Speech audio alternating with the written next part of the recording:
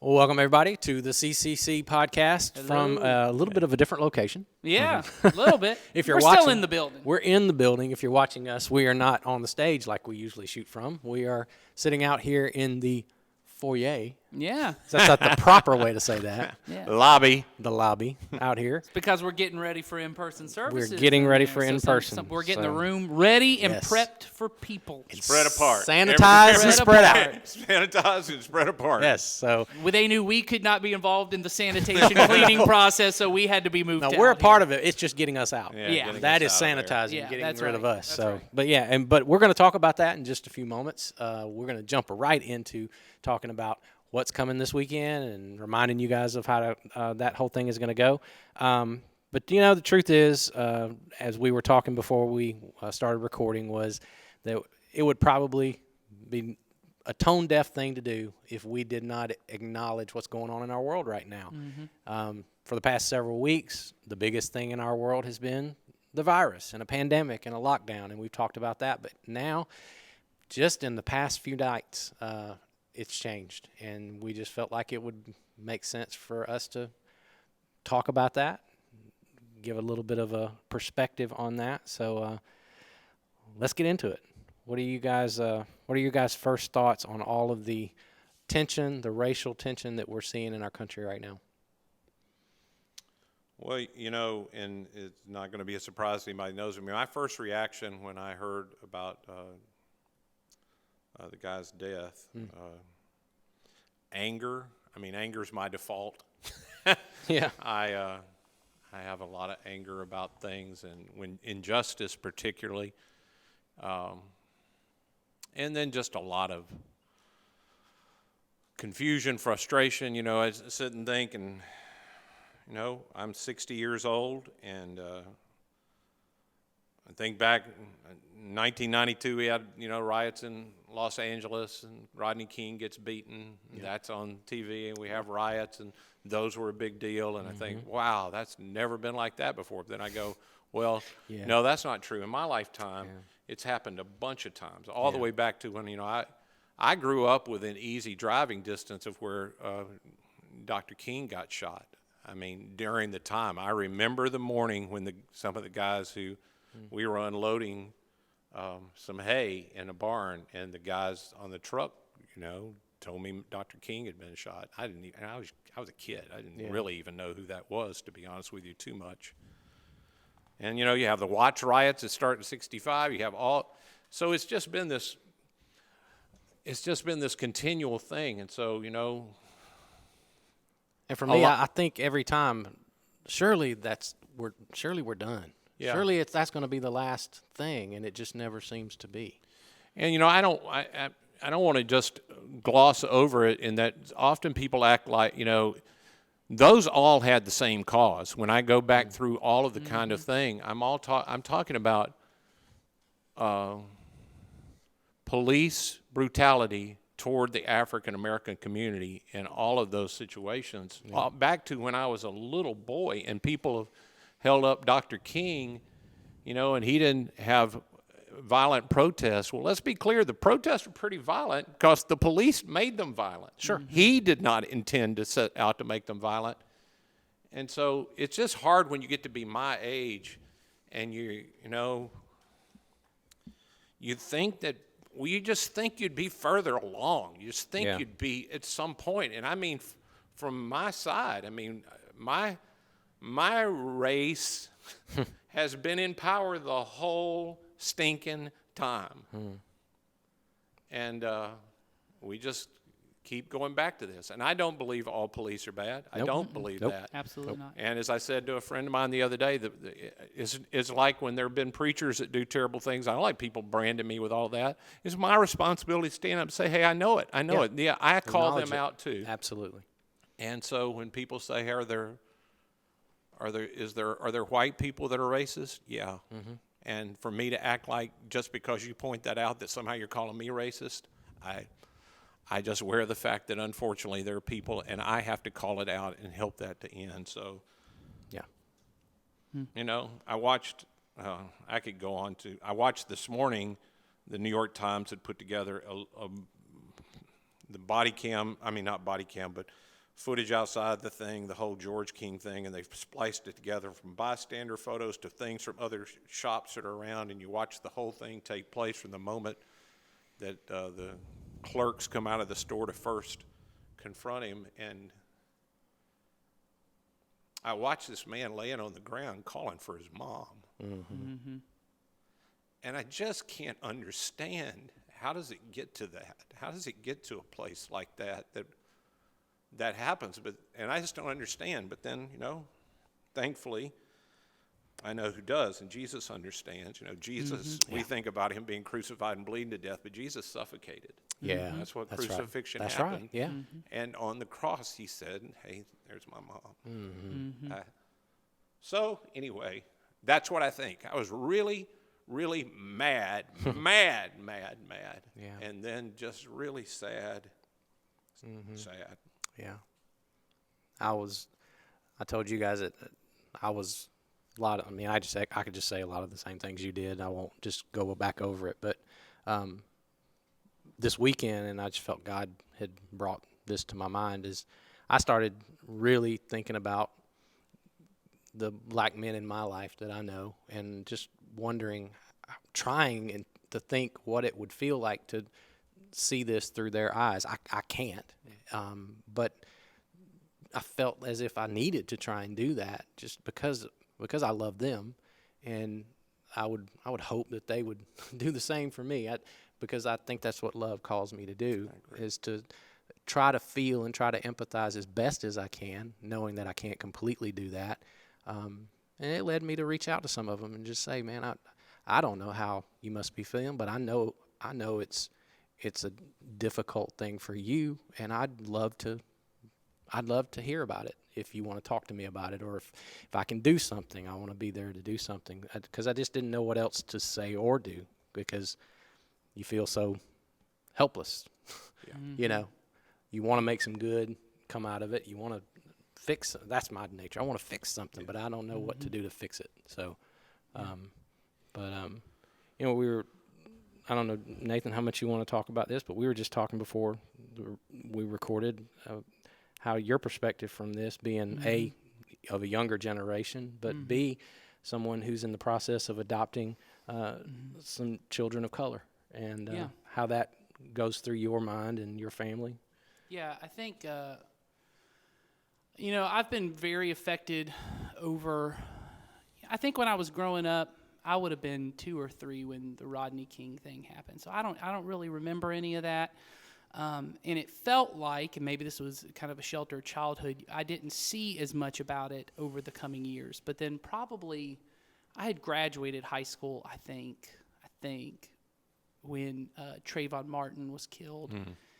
And it feels like from that point on, which kind of started the Black Lives Matter movement in response to that, and a lot of other things, that there were a lot of more televised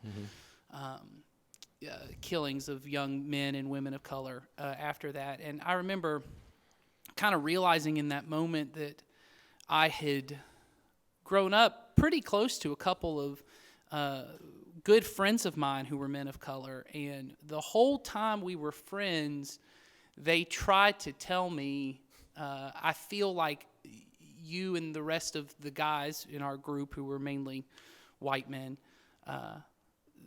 that I'm not quite as close to y'all as y'all are to one another. And I remember very much thinking at the time, as probably everybody does, no, you're wrong. You're just seeing it that way. That's not. No one thinks of it differently. And then I remember when all of this stuff kind of started happening, 2008, 2009, when everything started coming, really having a moment of repentance with God, of realizing I think I probably did, and I was unaware of it. And I think, like many white people in our country, I personally never felt like I had done anything intentionally racist, that I had never intentionally chosen to hate another person or to treat anyone differently, but realizing that, as you said, I can't ever understand something from someone else's perspective, that there were things unintentionally on my part, and maybe hidden things in my mind that I didn't know about. And so all that stuff was very emotional for me. And so this is not, like both of them said, this is not the first time any of this has been emotional for me, but it always has been from a maybe third-person perspective of there are people in my life that I know who are I hate this for them, and maybe even as many of us do, sometimes feeling guilt over things. But as you just said, over the past year, Jennifer and I have been, we have 3 girls in our home right now who we are fostering, and hopefully soon we'll be adopting. And all 3 are young girls of color. And realizing in this particular case, because I may be wrong, this may be the first one since they've been in our home that has been as publicly televised, realizing that my wife and I have neglected to speak to them about things that they need to know for their lives, and so unfortunately that they have to know for their lives, and how ill-equipped I am to do that. Not that anyone is equipped for it, but we've been trying to have conversations over the past weekend to even introduce to them the idea that because they're so young, they've not had a lot of firsthand experience with anything racially based in their life. And so the idea that they could even understand that people might think of them differently or even ever want to do harm to them because of the color of their skin or because of the way they look or because of ideas people have on people who look like them is heartbreaking to me. It was so hard for us to even breach. And then because we have a biological daughter in our home, like even explaining to them the differences that she won't ever experience necessarily what they experience. And internally watching as one of my daughters, I don't know what went in her head. She's very private in the way that she thinks, but watching her work through the fact that her and one of her sisters, because they see each other they're just sisters. Yeah. That for some reason there's now this division among us. It was the first time it ever been brought to their minds, and moving past that to realizing I have to, as you mentioned, I have to speak about I have a responsibility to them to speak on it, because what would be horrible for me is if they grew up, and as they probably will at some point, have a act of some kind of racial discrimination, injustice on their life, and they will feel it. And for them, and it would be someone most likely who looks like me. For them not to know my dad spoke about this, he was angry about it, he thought it was wrong. And then, as you said, I have many friends in my life currently who are men and women of color, and for them to not hear me speak about it, Yes. what would they think that I think about it? And so it's been a very emotional weekend for me personally, but then also in people in my life. And so, and like Ed said so well, I mean, it breaks the heart of God. And just thinking it's something that hurts many of us, but what he must feel every day, because there are so many unheard and unseen things for the majority of the public that are happening that don't get caught on camera, and that we just don't know. It was, for me, it was, I don't think, a coincidence that I think late last week in my discipleship group, I read Galatians, and it reminded me, and they laugh because they know which passage I'm talking about, but if you don't, what we know from history was the first, what's known as egalitarian statement in all of history was written into the Bible. When Paul said, there is neither Jew nor Greek, male nor female, slave nor free, all are one in Christ Jesus. We forget how revolutionary that statement was. Sure. And also how much work we still have to do in our world to make it so. Yeah. Because that he's painting, we talk about it a lot in this podcast, he's painting a picture of the kingdom of God, the way it ought to be, the way it was designed to be. And we as kingdom bringers, we still got work to do. Yeah. That's the big thing for me as well. You know, I've been leading a long time, and I feel culpable in some way that I haven't made a bigger difference. That's the way it hit me at some point.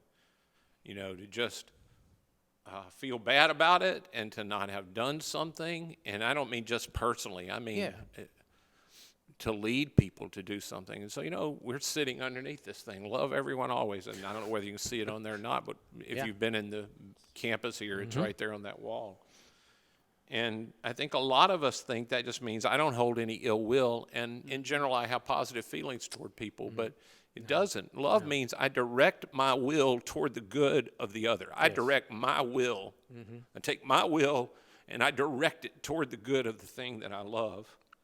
And if I'm going to love everybody always, I have to look at problems and go, I'm going to direct my will toward this problem in whatever way I can. And well, and in particular, Jesus makes all these clarifying statements throughout his, and I shouldn't say statements, he often is telling stories to clarify over and over again that the greatest expression of that love for everyone is often it's maybe love your enemies, but often what he gets to is those who are most vulnerable in society, those who are most under oppression or under some kind of poverty or under some kind of injustice. stand up for the oppressed. Yeah, that somebody that you would step in, and the very famous one we've used, we've spoken on many times in our church when we do a do something campaign about Jesus says what you do for whenever you've clothed someone who needed clothing, whenever you've visited someone in prison, whenever you've done these things.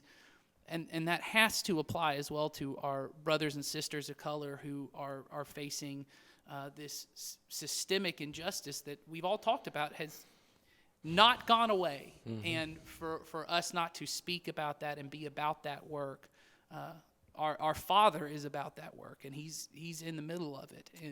And for each of us to figure out, and for us as a church, whatever that means, to figure out how can we be the ones to walk across the racial divide? I mean, how can we be the first to reach a hand out and say, hey, I'm not just passively for you and I'm okay with you doing well and I don't want to do anything to harm you, but how can I actively be for you? Yes. How can I be for you? Yep. Because I have power because that's the country we live That's right. in. Yes. I am in the majority. And I should be wielding my power for the good of those that God loves and all the people that God loves.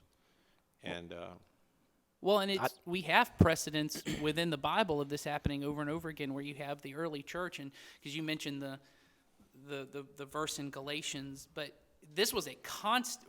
Racial issues were a constant problem in the first church because it's the first time anyone has done this, and the very first issue that really causes almost a split in the church is this issue over Jews and non-Jews. And there was a religious aspect around it, but there was so much of it that was ethnic and racial because they have this issue over circumcision. And if you're non-Jewish, you got to be – and really what it is we want you to come and do our customs. Why can't you be more like us? And even in that situation, because they all had done the Jewish part. These were Greek – Gentile people who had grown up and they had adopted the Jewish culture. They were in Jerusalem, but it was, you're still not quite like us. That's right. You have done everything you could do, but you're not quite like us. Yeah. Well, and in the case of the early church, the majority of the early church were these Jewish believers because Jesus was Jewish, so his first followers were Jewish, and it was the people who held the most power in the church that were willing to say, hey, I know we have all of these privileges as the people who have the most, and we could just make this rule, but it's Paul and these guys who step in and go, hey, you know what? I get that it makes us uncomfortable. And we've never had to be around non-Jews before, and it's been tough because even the food thing, which everyone kind of makes jokes about of like, thank God they could finally eat bacon, but for them it was disgusting. I mean, it wasn't just, it was like it'd be no different than if somebody came to us, and there are cultures that do this and said, hey, we need to eat dog now. Sure. Oh my gosh, in our country, the amount of people would rise up, but that's completely normal in parts of our world. Well, and the amount, even in our culture, the amount of jokes around that are based around race, the idea of all those kind of things. And so for them, it was a heavy thing, but him being willing to say at different times, hey, the dietary laws aren't the same. And what they're ultimately saying is we got to lay down some of the things that make us uncomfortable to have conversations that matter, but also to open up to people who are not like us. And there's so much of that, as you just said, as people who hold power that we just have to be aware of, and we have to be willing to say, yeah, this might make me uncomfortable, or I don't even want to talk about that because I don't know what to say. Yeah. Which, I mean, I feel every time I have to make a post or have to talk to a friend, the amount of sweat that goes into the words that I'm going to say, and not because I'm so concerned what everyone thinks, because I don't want to do damage and I don't know. And there's a part of me that goes, you know what, just don't say anything. Other people are smarter and they're going to say better things than you can say. But that's not the answer either. No, I mean, it's not. Right. And I think you alluded to this earlier. Silence. When you don't say anything, you leave a space for people to interpret what you think or what you believe. And if I truly love you, I don't ever want to leave a space for you to interpret wrongly what I feel towards you. I need to move into that space, speak through it, and say, no, here's where I stand. Here's what I think, and I do love you. And I may not do it all right, and I may not understand all that I should, but I want to. Yeah, the benefit of speaking, even if I don't say it all right, and I let you know that I love you, if we start talking, you can help me correct myself. That's Yeah, right. absolutely. You can say, hey, man, that wasn't exactly right, or hey, this is where that's off, and you and I can have a dialogue. And if we're really for each other, we can begin to work things out. But me sitting quietly, it does feel like I'm passively against you. Absolutely. Yeah. So, I hadn't planned any of this, and I don't have any permission on this. This is just me. Go ahead. But we are blessed to have people of color in Community Christian, you know, and we're digital and online. And I feel like I haven't always done as much as I. So if there are things that we are doing that are hindering you from fully experiencing the body of Christ and ways that we can reach out and we can help you, I want to know. We do. That's right. I want to know. I want you to personally reach out to me or anybody. I want the message. I want to know. And we want to be what the kingdom of God should be, where there is no male or female, there is no black nor white, there is no Hispanic, and there's none of that. We are the representation. Hey, one day in heaven, we're all going to be worshiping around the throne together. Our job is to bring the kingdom now. Yes. We should be praying every day. What happens in heaven, let it happen here, at least in the church. We become a little outpost. And so, hey, we're at a place, we're sort of relaunching because we're opening back up after being closed. Let's see if we can't get it right. So if there are things we're doing that aren't right, hey, let us know. Help us understand. Or just things we could do better. We just want to do better. We just want to do better. That's right. And no matter what you say to us, it will be received with love and patience. It will not be rejected. That's for sure. We will not do that. So, all right.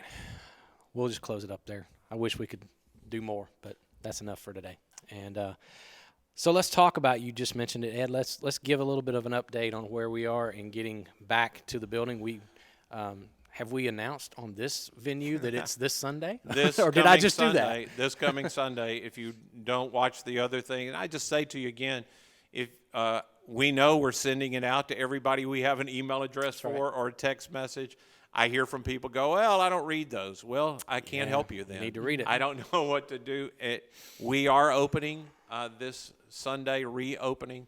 It's the same thing we've been saying. I get totally why some people won't be able to come and probably shouldn't come. If you're in categories where it's just you need to protect yourself or protect people you're trying to protect or any of those kind of things where you just don't feel it's time yet, hey, we're good with that. You're still a part of us, and we are going to still be online. In fact, we've been making some changes, and I don't know if y'all have noticed that in the online thing. This week will be a whole nother evolution of that, and we will continue to do that. We're trying to serve that particular audience. In fact, the way we see it now is we have an online campus, and we're going to have an in-person. We've all been online.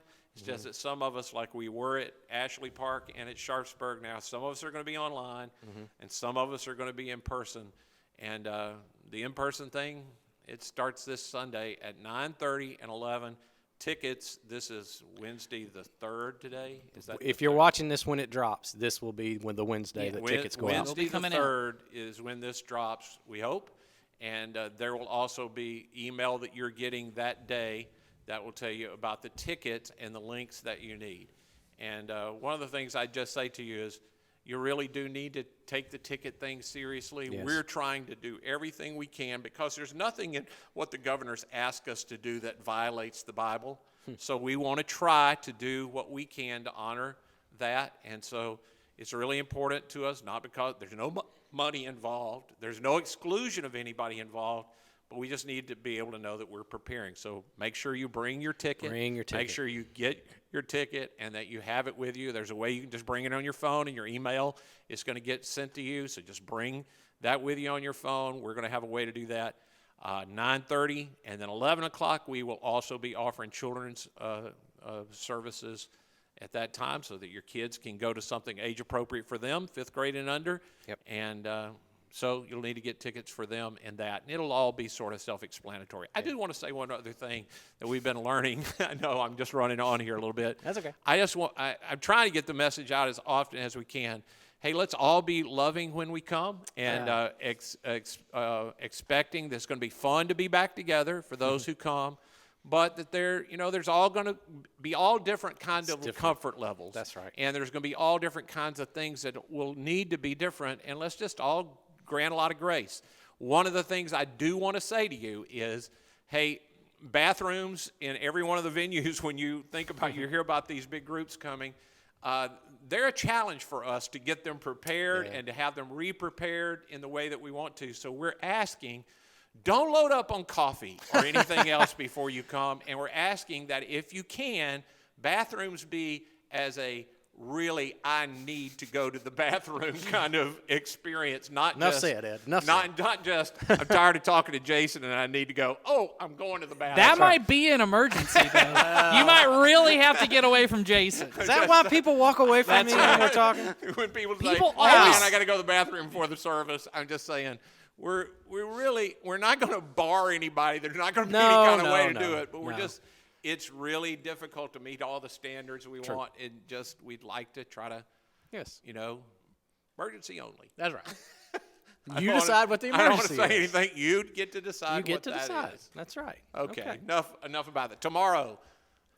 Or today, depending Today, on if you're watching it. Today. Wednesday. And please get your tickets because, again, there is a limited number. But I want to say, if you want to come because that will let us know how many other services we need to do. Our staff is committed, and we have volunteers that are willing to help. We want to get as many people as who are wanting to, but we're going to do it socially distanced. So we're willing to have as many services at different times as we need to have to make that happen. And we're going to be online, and it's going to be different, and that's going to be cool too. So Everything's going to be different. everything's going to be different. Just 9:30 and 11. That's different. That is. The only thing that's staying the same this week is online's at 10:30. Okay. Yeah. Online is still at 10:30. Okay. All right. Enough said about that. Enough about that. Enough said about that. All right. We're going to have to make this brief, but can we have a quick just thought or two on Sunday's message?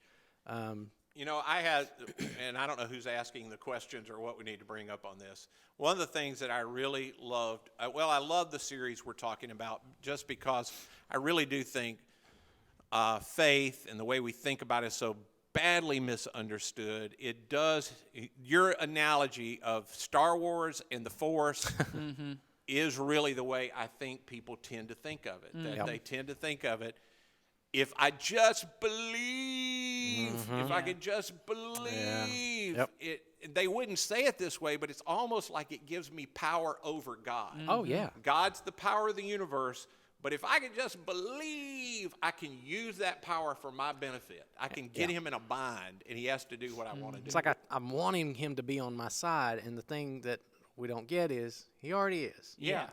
One, that's the one thing. The second thing I have said to people is, it's not much of a God that you can overpower. True. Yeah. True. How weak does your God have to be that you can overpower him? Yeah. I'd be afraid of that one because if he listens to you, I don't, Yeah, I know. whoever you is, I don't do this as a general you. I know there's some people that don't like me. I don't want them That's right. to be able to overpower please don't listen to them. who does like me. That's right. I'm telling you, how many people have we had pray against us in our lifetime? And we're so thankful that God didn't listen. He didn't listen. They didn't have enough faith or whatever. Exactly. That's a joke. But That was a part I thought, even if there had been nothing else, I thought that was a really, really important part that I hope people got. yeah. faith is not a power. Yes. Yeah. Well, and that the power is not in me, the power is in God. Right. And that, because I think there's so much of that in all of us, that there is this feeling of like, man, if I had just tried harder, or if I had just done this, man, that would have gone better in my life. And I think it's really hard for us. I was just talking to some people this week about the idea of accepting that ultimately what grace is, and I'm talking about the Sunday, so I don't want to get too much into it, but the idea that grace is ultimately the power of God to do for me what I can't do. And we often think of grace as forgiveness of sins. And obviously, forgiveness of sins is a part of grace because I can't do that for myself. But ultimately, what grace is it's God working in my life and to empower me sometimes to do things that I could not do on my own, which means me being in a position constantly of saying, no, I am weak and I can't do this on my own. It enables God to then work through me at that point, because there's a point of, but it's the reverse of what everyone else thinks is I have to be, if I just have super strong faith, and it's if I'm strong and have so much belief, then God can do all this stuff, and otherwise nothing's going to happen. But really, it is this place of, and I think it's why often people who are in 12-step programs see so much life change, because when you get to a point where you say, I have to release control, and really what's saying is, I can't do this on my own. 12 steps, cancer people, when you finally get to when the there end of comes a yourself. problem and you have believed as much as you can, and then the door is still there, and you finally go, I got nothing else I can do. I think I'm going to really, God, whatever you decide to do. And then they go, and then things began to happen because But not necessarily the situation changed. not necessarily the Or thing what they I want. wanted to see happen. No. Something good came, but it was not even the good I thought. Faith in God is powerful because God is powerful. Yes. Right. Faith in God is very powerful in whatever situation I'm in. May not even go the way I want it to, because He's got a place He's getting the world, and I'm a part of that. Well, and that's the I'm part a of the part that. definition you gave of faith is confidence that God is who He says He is, and that first part is huge. Like, I have to get clear, who is God? Who did He say He was? Not because I hear so many people in the conversations I have, because I talk to so many young people and a lot of people who didn't grow up in church, and the kind of conversation, and the amount of times I know you guys hear this too is, well, if there is a God, then He must be, or if there is a God, then He should be, or if there is a God, then He would. Or my God does this. Right. The idea that if there is a God, I get to impose must and should and would means He's not God, He's something I've created. Yes. The fact that there is a God means I have to know who He says He is, which is huge, and then He's going to do everything He promised to do, which is what we get to this week in what our you're gonna sermon. talk Yeah, about. is what did He promise? But I think on the part that you got to in your part is when I fully relinquish the control and say, I'm just going to trust You. There is power that comes through that, but the power is not me. Like, it's not a force that, or it's not even it's really, I'm opening myself up to God do something. I'm not going to be in control of what it is. Yep. Maybe You're going to do it in me. Maybe You're going to do it outside of me. Maybe it is going to be something in my circumstance, but I don't get to be in control of what that is. And I also thought the part that you said, and maybe we can talk about this, of the idea of it's still okay, because I think there's kind of a flip-flop back and forth on this where some people are, I gotta claim it, right? I gotta say it and believe it's gonna happen. But then there's this other part of us that goes, well, if I don't get to be in control, I just shouldn't even talk to God. No, about He'll these just things. do whatever He wants to do, and right. I don't need to even tell Him anything. Right. Yeah. But there is this part of you talk about bring your hopes before God, of that idea of hope, of I hope You'll do this. And Jesus certainly did that. I tap in a little bit this week on that Jesus also got a no from God. Oh, yeah. Jesus comes to God and says, please take this cup of suffering from me. And then He says, if Your will, not my own. But if you look at that truly, Jesus said, will you do this? And God said, no. Nope. You know what I mean?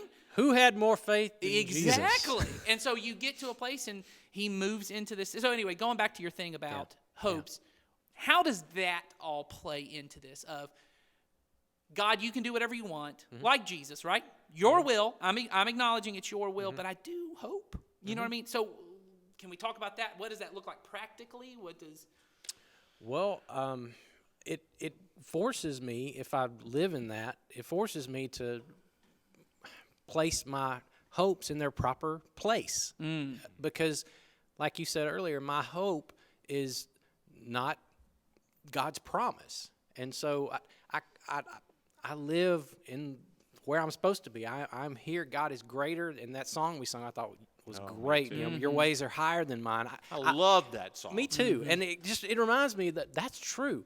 No matter how much I hope for things, and no matter how righteous it feels and how good I think my request is, there's a lot of stuff I don't know. There's a lot I don't understand. And I need to be okay with that because I've got a Father who's above me, and he's got nothing but good in his heart and his thoughts for me. And I trust in that. Which is the illustration you used, and I was going to say you ought to talk about it that way because I thought that was also great of a parent and a kid. Right. Childlike faith. In Childlike faith is really just me getting to the place, and all of us have had to say no to our kids. Sure. Yeah. And don't even feel bad. You better, or you don't love them. Right. Right. I mean, come on. Yes. So, but there is a sweetness to, and it's been so long, but I see it even with my grandchildren now, of they trust enough of they ask you everything, Yes. even though you laugh at it because you go, oh, no, that's, I'm never doing that. Yeah. But you don't want them to stop asking. When they stop asking, you know you lost something. True. Something's gone that you wish you could get back. Just this thought of, well, my dad could do anything. He can do anything. Yeah. Yeah. And then every now and then, He does. I'm going to say yes. Yeah. And that's great, you know? So, Well, and sometimes on things that before you hadn't even thought, oh, I'm going to do that. Like your child comes, goes, Dad, can we? I've had this happen lots of times. Maybe this is just me. My child comes, goes, Dad, I want ice cream today. Yeah. And I had in my head, we're not having ice cream today. But they come to me and then they say it, and I go, well, ice cream does sound good. You know, and then we go and have fun. And I think that's the kind of conversation. It's not anything that's outside my nature. My daughter didn't come and say, Dad, I think we should shoot someone today. And I go, well, I wasn't going to do that, but you asked. You know, but there is a level to that God is conversational with us. I remember reading, I think it's in the Divine Conspiracy, once again, your Dallas Willard thing for today, where he talks that's about another recurring thing. That Dallas moment. Yeah, we need a little graphic for that, producer Joel. We need a little graphic. He's got a thumbs up on that. Dallas So, Willard. Thought of the Dallas day. Willard, or Dallas Willard quote and a discipleship mention. Yes. I come already got that one. You in, already by the did way, that one. so. But yeah, I think he talked about after a conference or something he had done, a couple came up to him and they were just talking, and they were talking about how their son was starting a new business and how they were just worried, you know, because new businesses fail and all that kind of stuff. And he says, well, have you prayed about it? And they said, well, it didn't feel holy enough to pray about. And I've had those moments where I'm well, even because I've made fun of people when they pray before a game or something. It's like, well, maybe they're praying before the game. But this idea that he said, well, but if it matters to you, don't you think it matters to God? Sure. Like that, because it matters to you. And it doesn't mean that he's suddenly going to go, now you're a millionaire. But you also don't know that he doesn't go, okay, that's fine. Let's get you some success on that part. You just, you never know. And it's part of, you said, of this conversational father-son, father-daughter relationship where you just go, God, what about this today? And it's part of him training us to, as I've mentioned before, and Dallas says this too, of training me to become the kind of person he can trust to do what I want to do. That sometimes when I get a no from God, or I get a, you know, people talk all the time about no or not now or any of this. Which I'm going to talk about in 2 weeks. Oh, yes, he's got coming up in a couple weeks.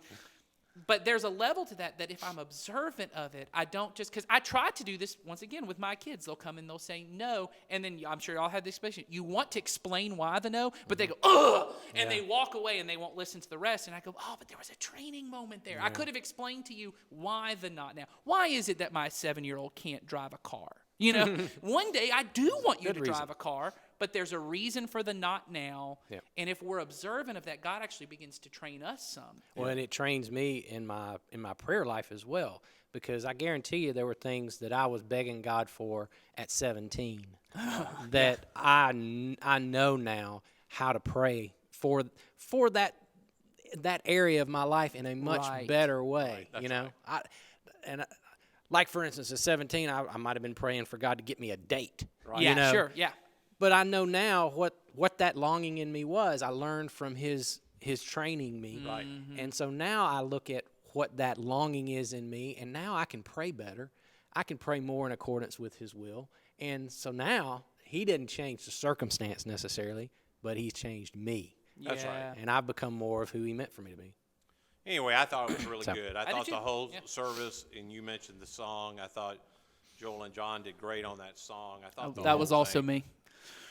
Oh, that's right. That was Nathan this Whoops. week. I'm just, I want the credit for it. I will say I'm this. just so used to saying Joel Yes. and John. I will say this: when you said y'all loved that song, producer Joel picked that did. song. He So did good, pick that good, out. good job, producer Joel, I him do props. now picking that remember song. it was you this week. It That's was. right. It was. And I will say, I think he picked the right version of that song.